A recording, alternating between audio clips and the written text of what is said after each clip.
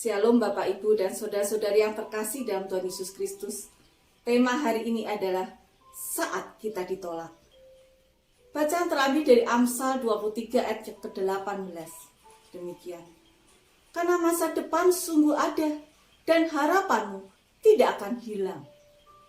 Apakah dalam hidup kita selalu berhasil? Atau apakah kita pernah ditolak? Ketika kita saat mendaftar di sekolah kita ditolak. Ketika kita membuat lamaran pekerjaan dan kita ajukan, beberapa kali kita ditolak. Kita ditolak oleh orang yang kita sukai dan juga berbagai penolakan yang kita alami. Mungkin kalau sekali, dua kali, atau beberapa kali kita masih bisa menerimanya. Tapi kalau sampai ratusan kali, bisa-bisa orang yang ditolak itu kemudian hilang rasa percaya dirinya lagi. Bahkan berhenti berusaha dan takut untuk mencoba hal-hal yang baru lagi.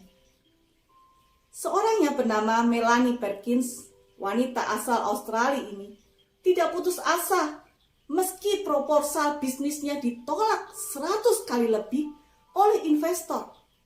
Alih-alih menyerah, ia menjadikan penolakan itu justru sebagai motivasi sehingga ia berhasil menjadi pengusaha muda dengan bisnis bernilai lebih dari 1 miliar US dollar. Dalam sebuah wawancara dengan wartawan dari majalah The Entrepreneur, Melanie berkata, normalnya setelah penolakan ke 100 kali orang akan berhenti. Tetapi bagi saya justru seluruh penolakan itu merupakan tantangan untuk memperbaiki ide yang saya tawarkan kepada para investor.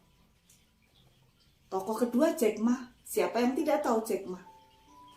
Jack Ma dulu kalau ia menyerah mungkin dia bukan menjadi Jack Ma seperti saat ini. Jack Ma adalah sosok yang dia katakan paling banyak mengalami kegagalan. Bagaimana tidak? Ketika dia melamar untuk dia bisa kuliah di Universitas Harvard, dia ditolak sebanyak 10 kali. Kalau kita berpikir, oh kan Universitas Harvard luar biasa, kalau ditolak kan sudah wajar. Tapi bukan hanya itu saja. Dia pernah melamar untuk menjadi pegawai di sebuah restoran KFC. Saat itu yang melamar 24 orang. Dan yang diterima 23. Dan Jack Ma satu-satunya yang tidak diterima. Dia ditolak. Bisa dibayangkan seandainya Jack Ma diterima sebagai pelayan KFC, mungkin dia tidak akan menjadi pebisnis asal Tiongkok yang paling sukses pada saat ini.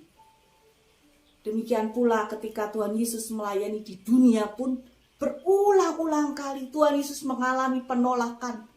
Baik dari orang Farisi, Saduki, ahli Taurat, orang Yahudi yang berkata salibkan dia, dan juga berbagai pemimpin politik menolak kehadirannya. Menghadapi berbagai penolakan tersebut tidak membuat Tuhan Yesus kemudian mundur, tetapi terus maju. Tuhan Yesus hanya berfokus pada kehendak Allah Bapa. Ia mencari kepada perkenanan Allah dan tidak peduli atas respon manusia yang bagaimanapun. Oleh karena itu, jangan langsung menyerah ketika menghadapi berbagai penolakan. Tetapi tetaplah memiliki pengharapan. Karena saat ini mungkin kita ditolak. Tetapi yakinlah jika kita bertekun dan bekerja keras, suatu saat akan membuahkan hasil yang baik. Anggaplah penolakan itu sebagai sarana untuk menjadikan diri kita menjadi pribadi yang lebih matang dan dewasa. Fokuslah seperti Tuhan Yesus. Fokuslah juga seperti Melanie. Fokuslah seperti juga Jack Ma. Mereka bekerja dengan sungguh-sungguh. Dan mereka berfokus pada tujuan. Dan yang terutama sekali lagi, mari kita meneladani Tuhan Yesus. Tuhan Yesus berfokus pada rencana Allah dan memakai pengalaman penolakan itu sebagai batu loncatan untuk menjadi lebih baik, lebih sukses. Tuhan memberkati kita. Amin.